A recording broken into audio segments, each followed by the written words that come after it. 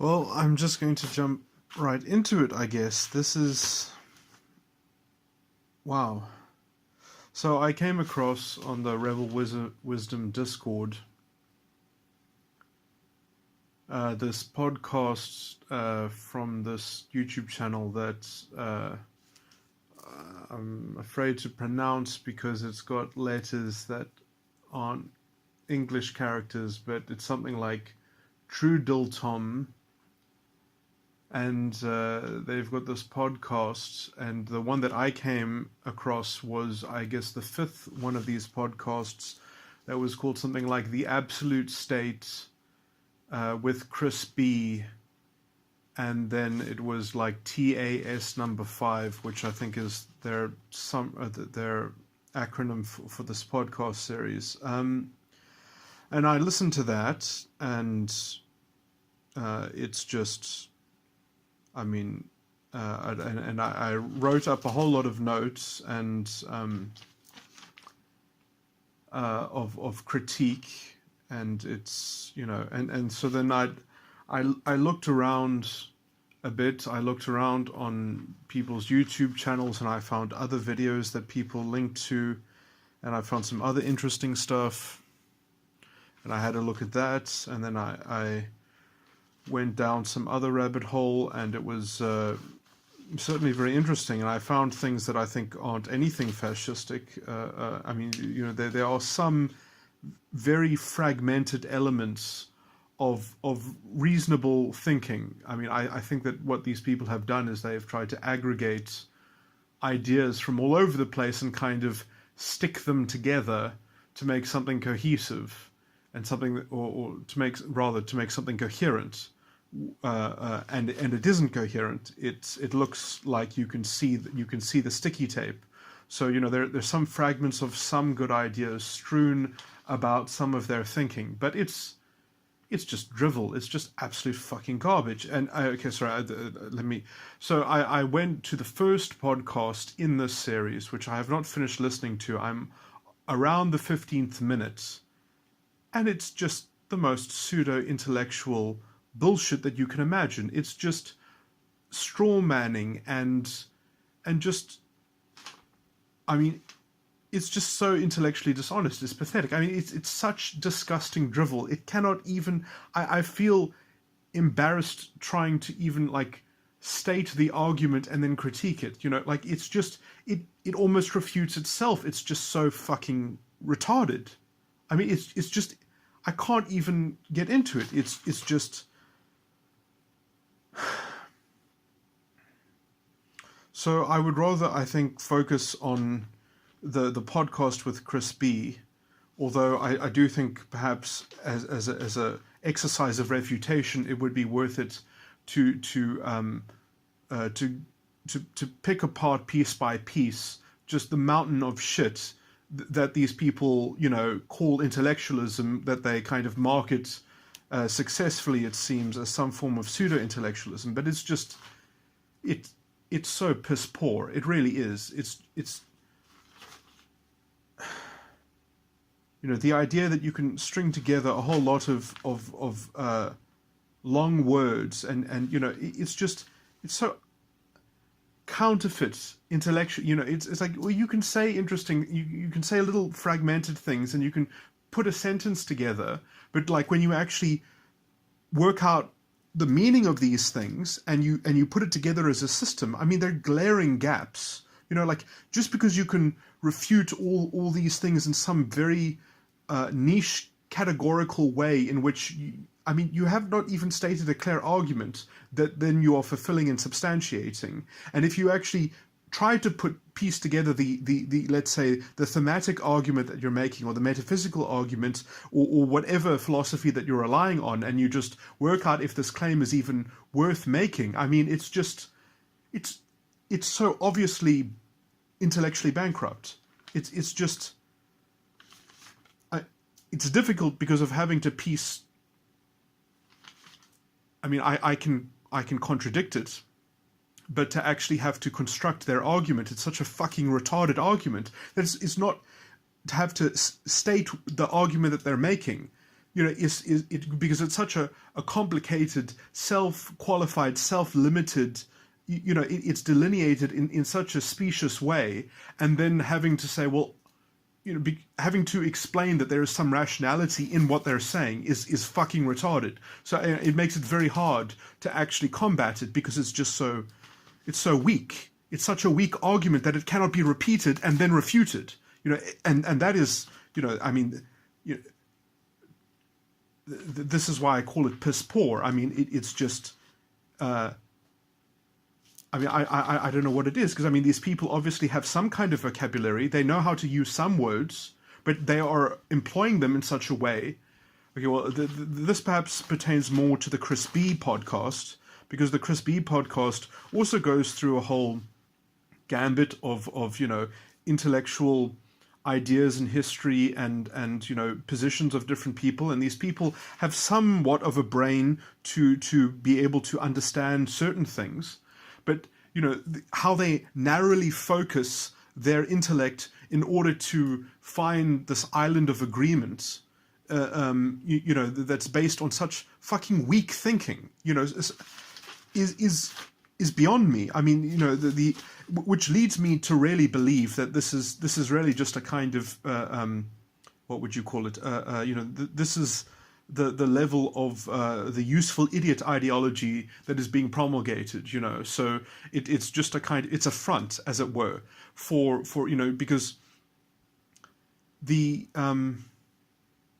the racialist trash that they bring up, all the time, which essentially they can't even substantiate other than just saying, well, there's a conspiracy wanting us to believe in multiculturalism, therefore to be racist is our natural historical attitude and sentiment, and so we should just revert to that, and we should do so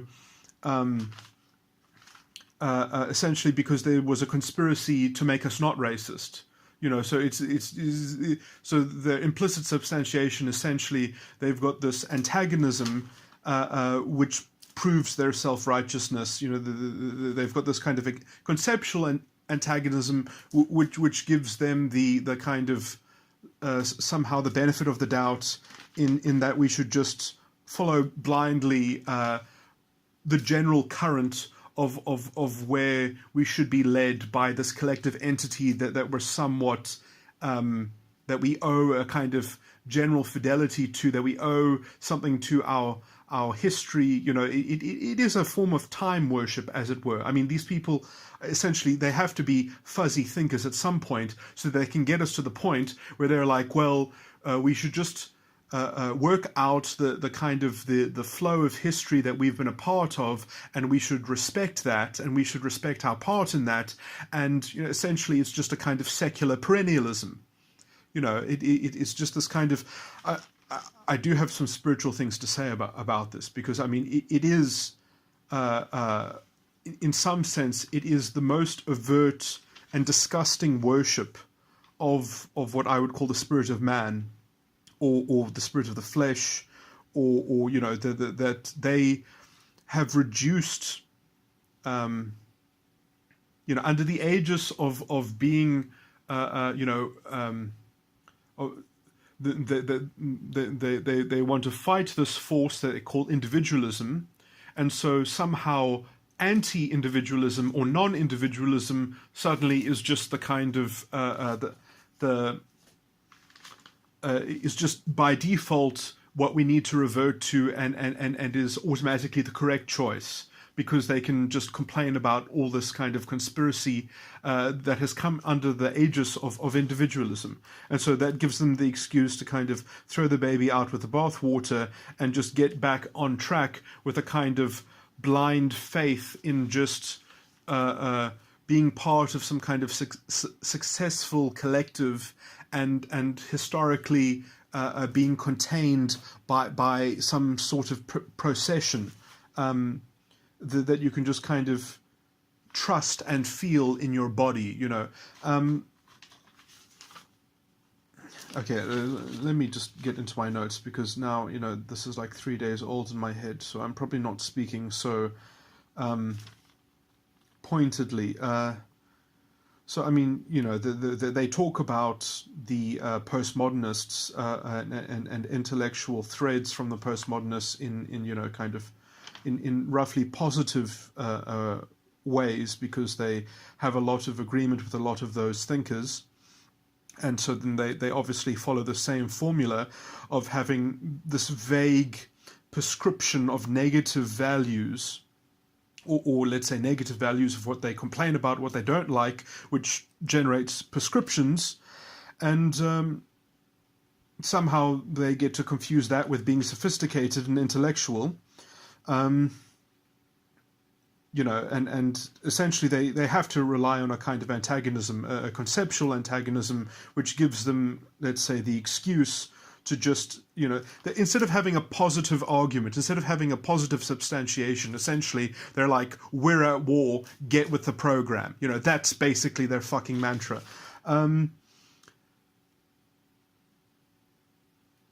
They are completely enamored with this general notion that the political order must dominate culture. The kind of they want the removal of an independent civil society. They want everything to be part of the same thing. They want the traditional function of religion to be amalgamated and conflated with the state, because they are essentially secular perennialists. Now, I wanted to get onto a rant on perennialism, because I don't know if anyone has ever spoken generally to spiritual perennialists, because they are usually the biggest kind of quacks, and the kind of drivel and garbage that often there's nothing wrong even with perhaps perennialism, with the concept of perennialism, but it's funny that under that aegis people find an excuse essentially to indulge in their character defects, in their psychological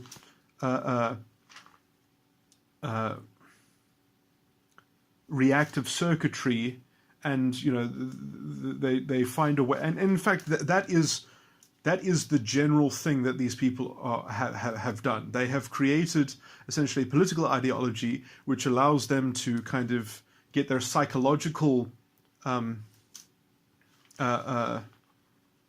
personality style. They found a way to kind of integrate everything, and there's only one dimension in which all false egos essentially can agree, and that is essentially with some form of determinism. And so that generally reduces into a kind of time worship, and so in some sense, I mean, some people, let's say, are slightly more sophisticated than others in that they need let me just step back and start this off by talking about let's say some spiritual life. I'm not going to get into full first principle definitions and such, but I will just say that people cannot live without some level of spirituality, and it is obvious that at least on some level, metaphysics is an issue which has to have some kind of answer, and perhaps be present somewhere in a culture, or have some kind of culture or society at large has to have some facility, or at least some freedom, in order to cultivate or find or search for answers to the mystery of life, let's call it. And spiritual life is, let's say, intrinsically a mystery. It cannot just be reduced to rationality, because it's not about the right answers. It's also about the right questions.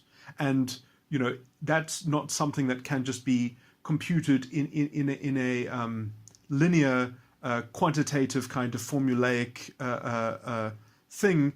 In fact, it's something that if you try and grab the wrong way, it changes everything. In a kind of you can probably imagine some kind of quantum analogy in terms of how the uncertainty principle or such. If you know too much about the one, then the other aspect starts becoming vague and lost. And so you cannot reduce this spiritual experience into a material reduction.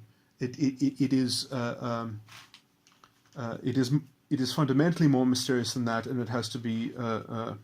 Anyway, okay, I'm not going to get to, but anyway, the point of me stressing this mystery is that then, therefore, if you do want to do what these people are doing, and you have to create, let's say, a facility for, if we are going to be false egos, that you're going to try and create the end of history around, or that you're going to try and captivate in some solid state end of history, or you're going to try and answer some kind of ultimate political solution to, that is going to have some kind of power structure that is going to provide to people or paternalize people or whatever it may be.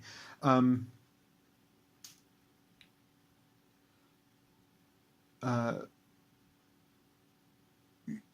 a sense, you have to offer them at least a decent substitute, or at least a hypothetical substitute. So, I mean, their plan, because obviously when you try to actually dispense substitutes for allowing people to pursue the real mystery of life, you get really fucked up things. You get like the incredible fascistic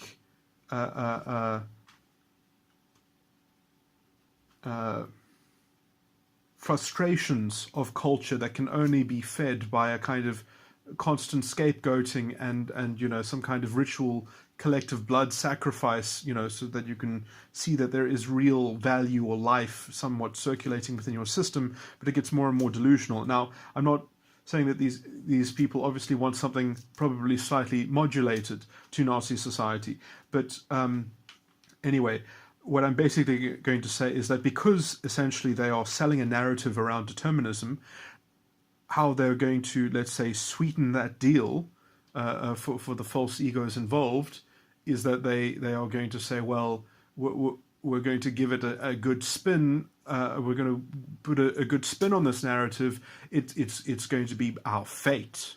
It's going to be fatalistic, And so then they have to create this kind of secular mythology around some kind of eternal, almost like perhaps the concept of death denial, that this part of this march and procession that we are a part of as this cultural collective, and they really have created this whole ideation around seeing things through the collective and timeless aspect or theme in their society, in the continuance of power within their society, which is itself, I mean, it's just such a hideous and stupid idea, and they have to. I'm going to be jumping, I guess, back to their first podcast, which I've only listened to 15 minutes of. So jumping to their first podcast, how they set up some of this thinking, which is just so retarded. What was I going to say? They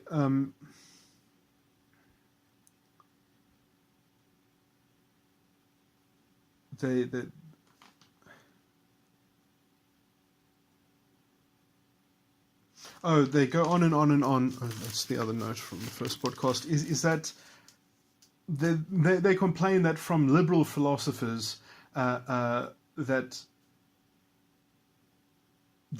it is implied in liberal philosophy that there is some kind of pre-societal individual. I mean,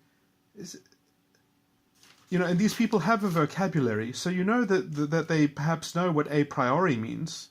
They have to strawman it as saying, no, the liberals are stupid because they posit this kind of pre-societal individual, and so they reduce everything into some kind of empirical test, as if they expect to derive oughts from what is, So I mean, like, so their whole fucking philosophical foundation, I mean, even calling it that sounds fucking weird because it's just so fucking retarded, is that, well, we are going to extract ought from what is, and we can see that if we look at what is in history, this is what has happened, and so obviously that is what we should develop an ought system of and so they've got this whole fucking word game where they play past the parcel, and they get from kind of historical trends to, well, let's just worship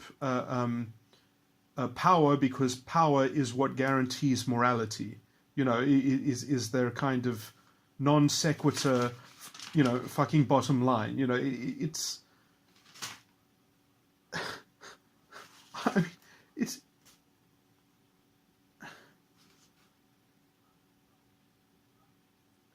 I mean, I want to go back and clean up exactly every little, thing where they chose the fucking retarded option in making their fucking specious retard.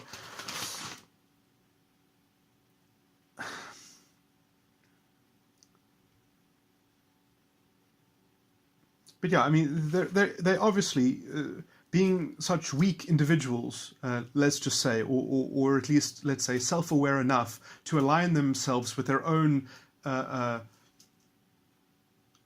fallen selves in terms of their false ego and their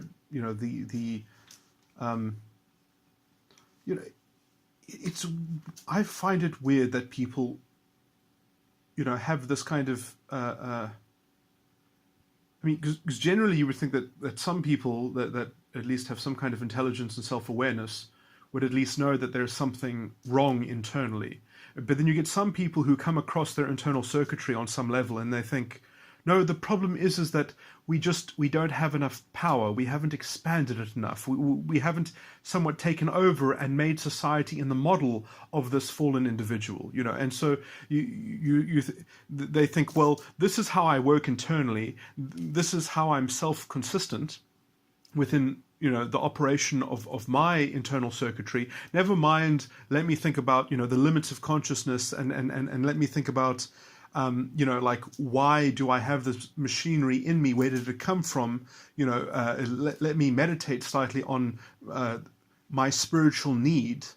Instead, they invert that spiritual need into a call to conquest. In that, the problem is that essentially everything doesn't just look like I do. In some sense, that I must make the world in my image. I must propagate myself. I must, it's almost like the virus guy in the Matrix, Mr. Smith. Now, The Matrix is a very good movie, essentially on third wave feminism. If you see Mr. Smith as a third wave feminist and trace his evolution and what he says in terms of the themes of the movie. And obviously these people being in league with, that kind of postmodernistic trash, they are subject to similar criticism. But yeah, okay, so they mock liberal thinking because they say it's a pre-societal individual, and then they call it abstract. Well, yes, it is abstract because, that's how you make philosophy, fucktard. I mean, really, that's where philosophy comes from. It's fucking abstract. Instead of you who is trying to generate an ought from an is. So, well done. Well done. You're definitely not doing philosophy. I mean, like, what the fuck? Although you seem to use philosophical jargon and you talk about metaphysics. So what the fuck are you doing then?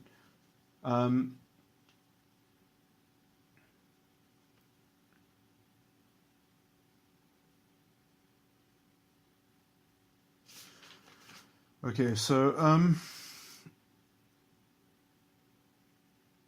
yeah, so I would say that there are other ways of talking about, let's say, the spiritual confusion that this kind of bullshit is predicated on.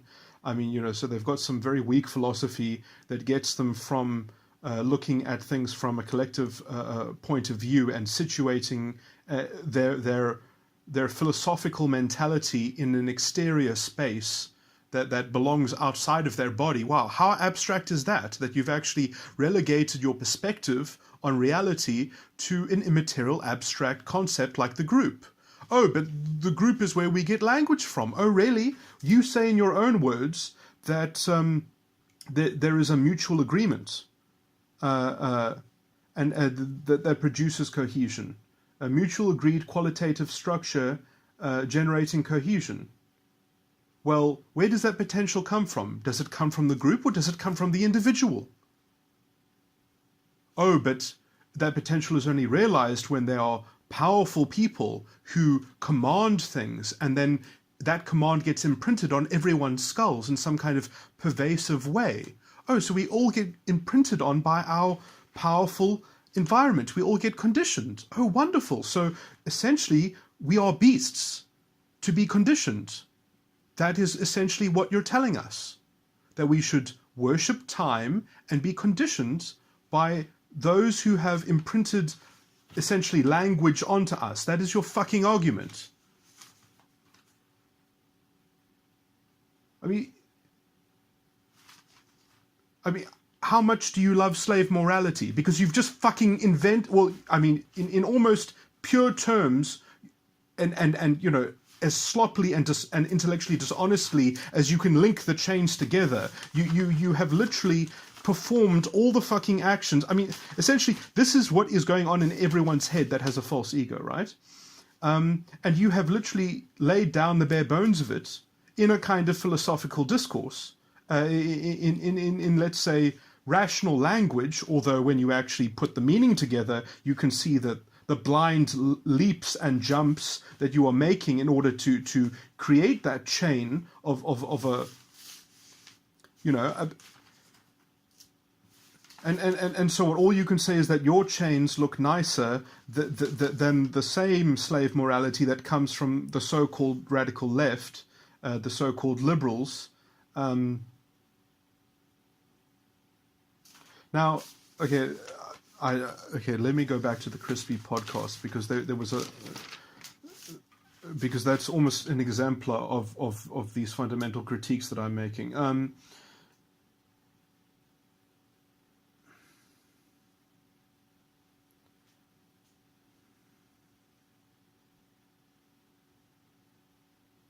Yeah, so I mean, like, so yeah, okay, you can have a fragment of a point here when you say something like, or when you insinuate the idea that individual as the highest value does not satisfy a culture of decency. So what? I fucking knew that. No, who wouldn't know that? I mean, that's just fucking common sense. This is not news. But that doesn't mean that individualism is not a good enough default to preserve liberty as the mark of respect to be attained, and let's say it must be also ostensibly maintained by a worldly society, hopefully, to at least create the room for at least some kind of spiritual, I'll call it nobility. Yeah, you know, I mean, people are fucking complaining as much as they want to complain on their fucking computers, on you know, with all this marvelous technology. You know, talk about decadent, but you know, what the fuck are they complaining about? I mean,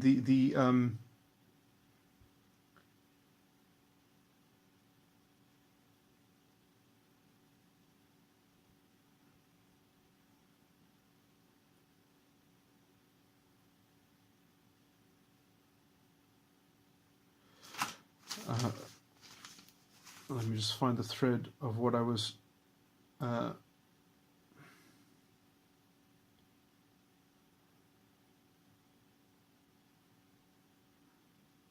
Okay, okay, I'm just going to make a general point about the state of society. So the point that I'm making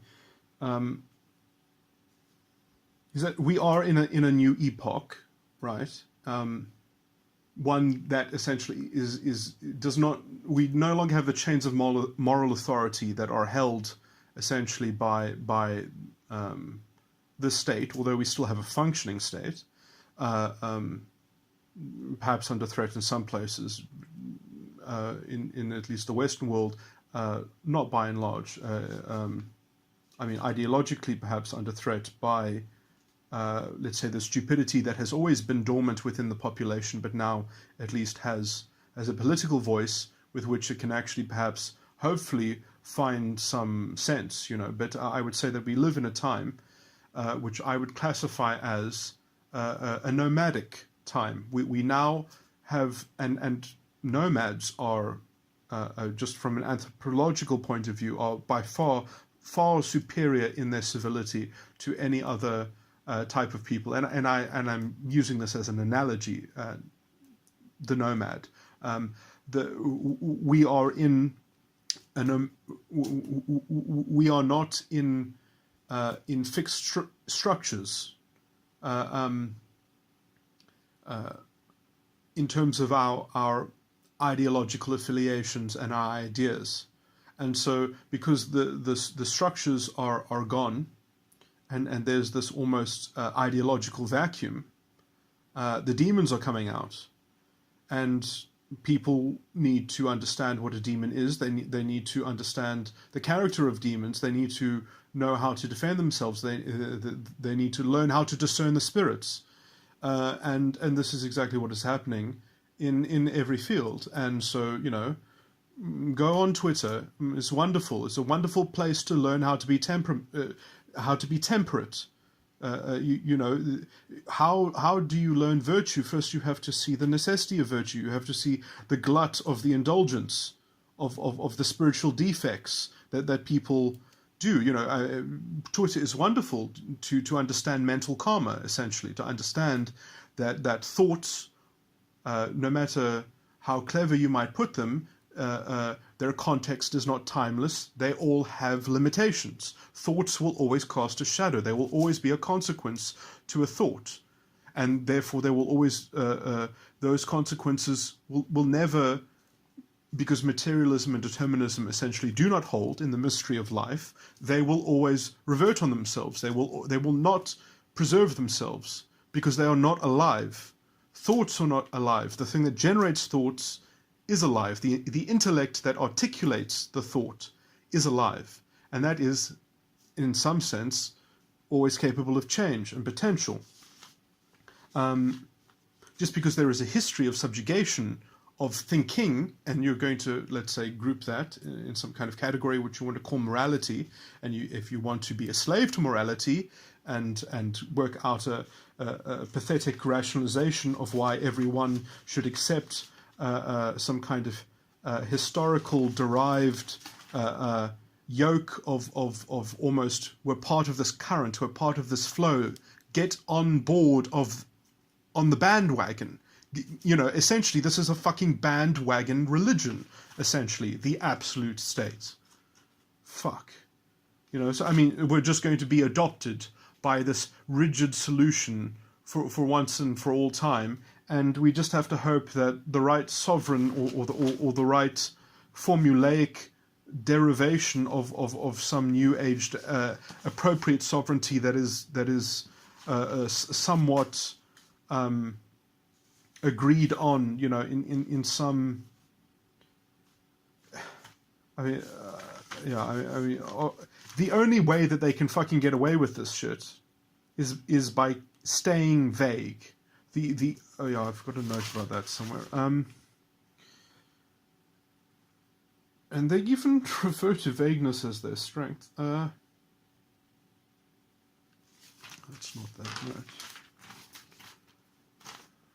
Is it that note?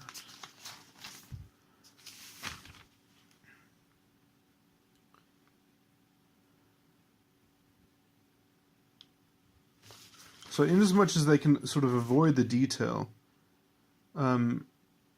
they can still hypothetically claim to some kind of high ground because, you know, they haven't worked out but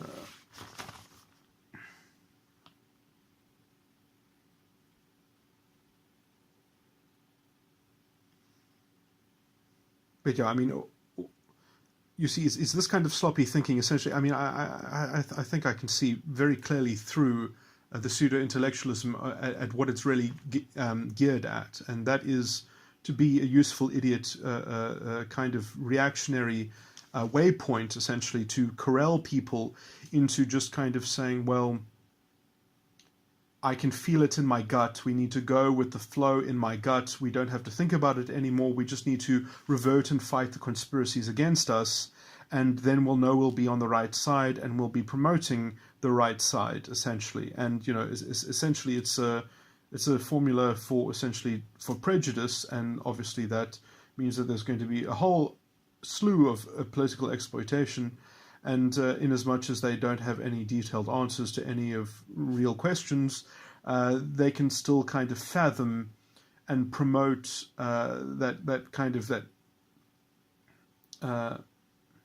it's funny because there were some concepts that were useful that were brought up when they talk about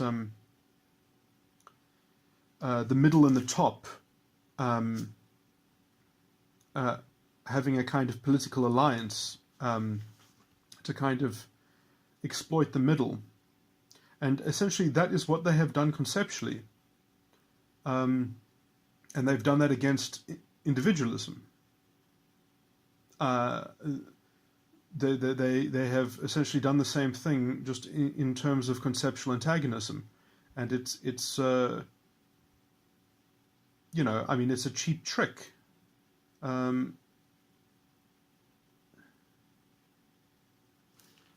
need to follow this note, but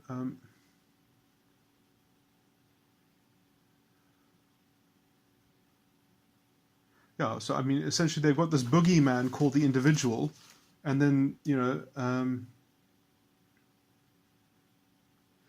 then I was just going to go on about the point of them being reactionary. It's a kind of residual holding action through...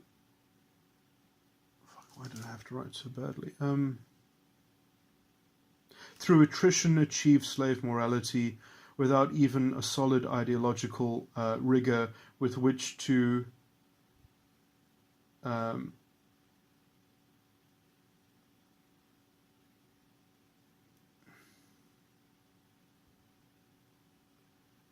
imagine internally consistent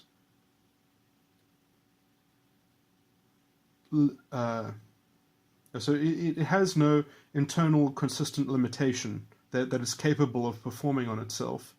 So it's just a kind of go with the flow based on aesthetics and confidence and the kind of the propaganda of conspiracy. And so, it's just... the whole thing is so fucking intellectually thin is what really gets me, is that it's made to sound intellectual, and it's just, there is fucking nothing there. It is... it literally just sounds sophisticated. It's... I don't...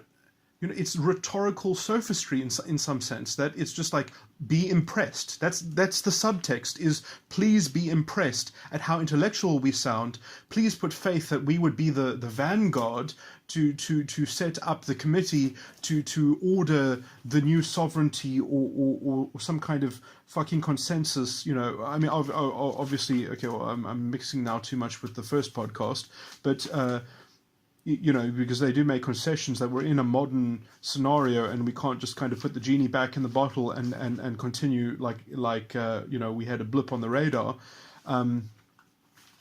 They are saying that we'll have to invent something novel in order to transition or something like that, and so they've essentially, they just keep on relying on these vague prescriptions based on a mountain of intellectual drivel. It's just... Now, the guy that I wanted to talk to, the guy that I wanted to talk about was on one of these YouTube channels. I found links to Hans Hopman, and I must say, a lot of his thinking, I think, is quite all right. I need to qualify all that first now, because I don't know why he would... He's been trying to court the alt-right for a long time, it seems. He has been trying to get the alt-right to be on his side.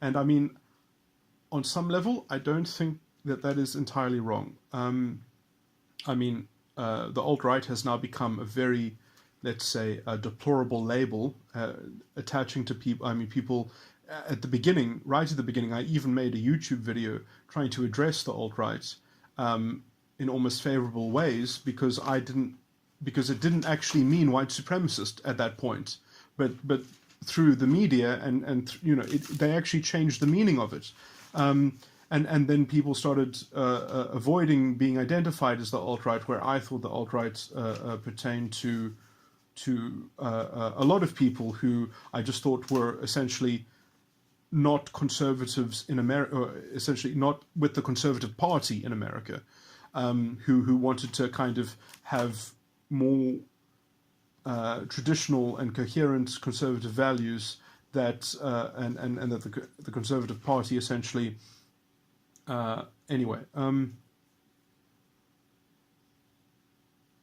So when I'm even speaking like this, I know how easy it is to take things out of context. But in some sense, when I thought of the alt-right originally, I was imagining someone like Trump, essentially. I really hope that is taken in context with what I just said earlier. That was before it the term got associated with racism, essentially, and that it just simply meant not part of the American Conservative Party.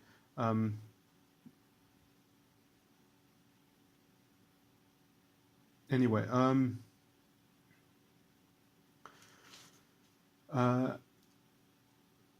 yeah, but in terms of Hans Hopman, so now, I mean, this puts me in a very problematic point of view, because I think I agree with a lot of the arguments that Hans Hopman makes, but he just peppers it essentially with these dog whistles, with kind of strange insinuations as to why violence can be appropriate in let's say visions of a libertarian devolved state, and he talks about I think he would have done a lot better trying to court the left and talk them out of it and court the mainstream, but he tries to court the far right or the racist right. I mean, I don't. I mean, I can perhaps see that as a means to an end, because I do think that if the people that he absorbs from them, they will eventually lose their racism, because when you have, let's say, a libertarian edifice, I don't think there's a reason to have prejudice, essentially.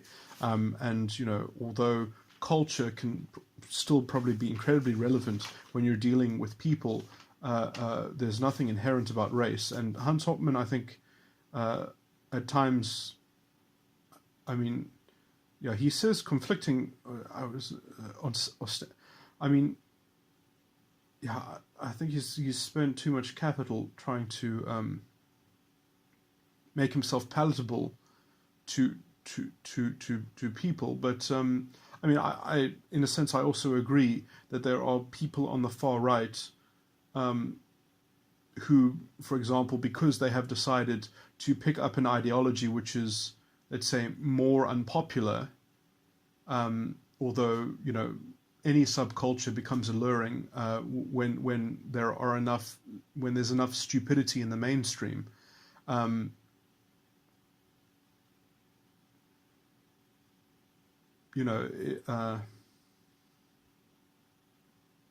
But the far right have turned against him, and they say no, we won't touch anything with a libertarian label, and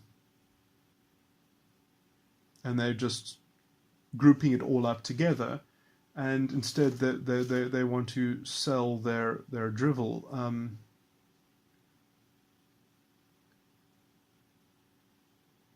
Yeah, and now Hans Hopman has made it very difficult for me, because I have to. It's very easy to salvage his arguments from, let's say, the bad ideas which he peppers into it, because he doesn't ever really substantiate the bad ideas. He just he almost virtue signals them in some sense. He virtue signals because they are politically incorrect, but he doesn't make very good arguments in some sense. I mean, he basically describes them as being technically permissible in some sense. He describes how almost he tries to define the outer limits of what would be conceivably acceptable in a libertarian society, but a libertarian society could just as easily have a morality that is more, what's the word, moderated in some sense, or mediated was the word I was going for, by the same, let's say, by the same good faith, positive positions of the morality that people believe in. It could just as well take a non-racialist flavor, as well as a racialist one. And I mean, I would be happy with the libertarian situation, because that, I believe, is the situation in which you can make the fastest and the realist transformation of the mind. You can convince people in the preference of non-racialism, although obviously it can very quickly, certain situations can devolve very badly, can go very badly very quickly, in the same way that arms races occur if people identify foremost as kind of factions and blocks that are essentially not connected with anything real, essentially that are apolitical and almost non-rational, but they're just kind of based on some kind of prejudice, like absolute blind prejudice, and they're not based even on culture, they're just based on some kind of arbitrary aesthetic. And so if people as groups identify that and would even call those kinds of sensibilities a morality, and then have a kind of arms race against those competing moralities, that would be a very hideous and dark day for humanity. But essentially because it would also be the aegis for a huge amount of in-group exploitation. There are some personality styles who need that kind of societal drama in order to conceal their manipulation of the narrative and their sadistically edged policing, which they kind of sell to their in-group. Like the mafia boss is always offering a form of sympathy, and a kind of collective and shared in sympathy, and it always comes with this narrative and myth of this kind of like, well, we just arrived here as immigrants and we were treated badly, and so obviously we had to sell protection to the businesses because they wouldn't let us be successful because they had already established themselves, and so there was no space for us, so we had to bully them into paying us and into being and into setting us up as rich crime lords,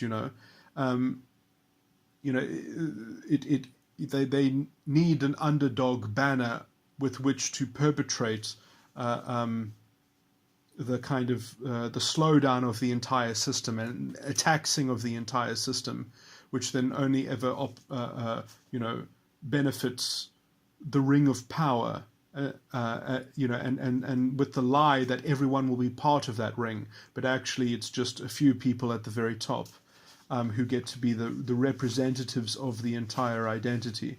And this is why all forms of identity politics are intrinsically corrupt, and this is why essentially all these arguments end up looking more and more the same, and you can start to be sensitive to what I would call the psychological political element, that this is psychological politics at play. It's not one of factions and of groups, and this is why especially identity politics is incredibly corrosive to modern society, because essentially you're giving narcissistic individuals implements and tools to be able to bully people at will, essentially, because they are of a different faction, essentially.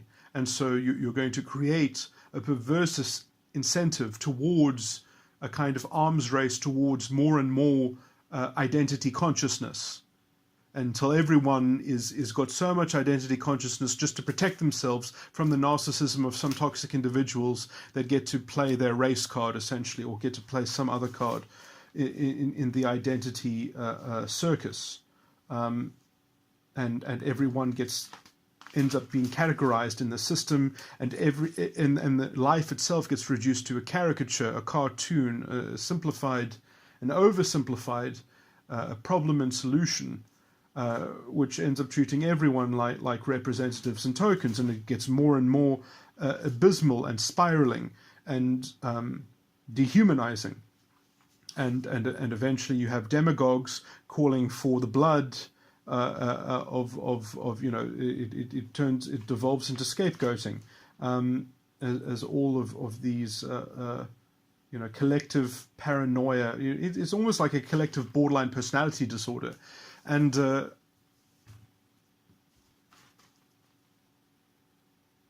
anyway, it all starts with vague philosophy like the absolute fucking state.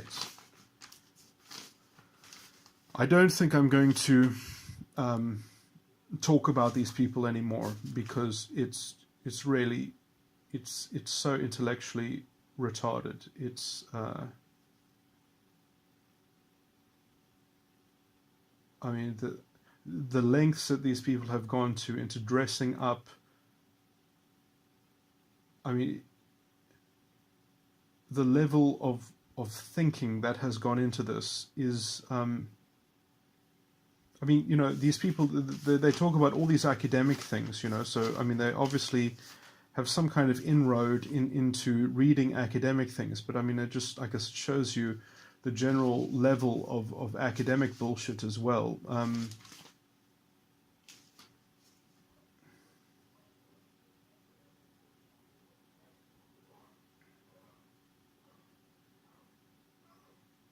I wish there was something more more edifying to actually explore in these ideas. But I mean, at least I discovered some nice things from Hans Hopman, even though sadly I'm going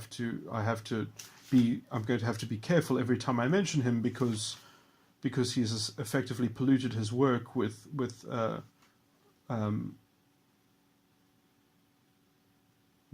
kind of frivolous, extra, unsubstantiated little nuggets of prejudice. I mean, everything he said could just be secularly justified in the context of non-racialism, and I mean, some of his Christian stuff as well needs to be also translated. I mean, I consider myself Christian, but I mean, I do believe that the faith deserves to be secularly translated. I mean, in terms of indoctrinating someone, it might be useful to use those specific mysteries, because it is mysterious, but you introduce the necessity of mystery before you just foist someone into a kind of well, I mean, many so-called Christians don't really know what's going on. I mean,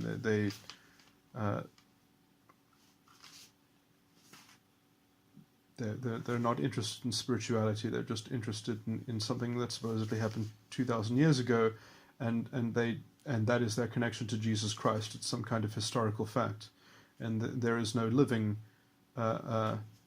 body of Christ, and in fact, they're not even interested in salvation. They are settling for some watered down, half teaching, half baked revisionism. Reading some obscure parts of the Bible, never linking up the dots. I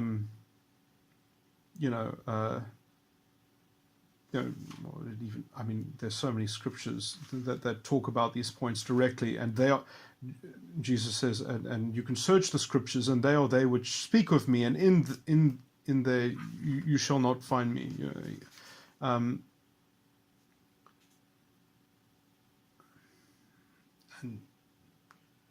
yeah, I mean, it is a mystery, but the mystery is meant to be finished. That's what it says in Revelations. And the mystery of God shall be finished. That is the point. And in 1 John chapter 5, at the end, it says, "And this is God, and life eternal." And just before then, it says,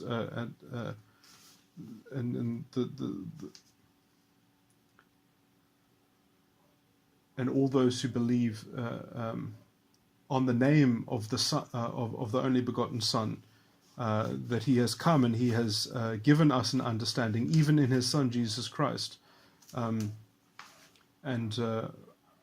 we are in him that is true. This is the core teaching of the doctrine. Effectively, it's a Christ consciousness. If you look at 1 John chapter 4, you can say 1 John or you can say 1 John. Anyway, but beloved, all those who believe that Jesus Christ is come in the... Oh, sorry, no, how does it go?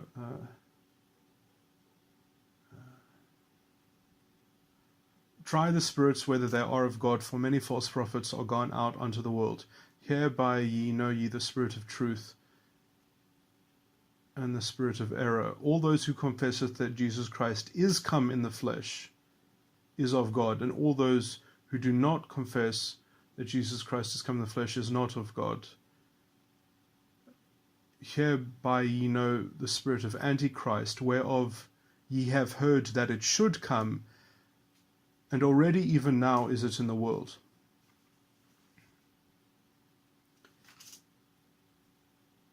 To me, it's very clear that what is being spoken of is that if you don't believe that Jesus Christ is come, that's present tense, then you effectively are an antichrist. If you believe that he has come in the past, you're an antichrist. If you don't believe that he is come, that's the present tense. Again, it's a present tense statement. That is what it says in 1 John chapter 4 in the King James translation. The other translations are just misleading, and they don't treat the Greek use of time respectfully. They interpret bullshit, essentially. I mean, there's actually one other good translation that's pretty good, but it's is it the... I think sounds wrong. Is it the John Dewey? I can't remember now. But anyway, just the King James is the useful one. Oh my word, I've been all over the place. But okay, well, that's that.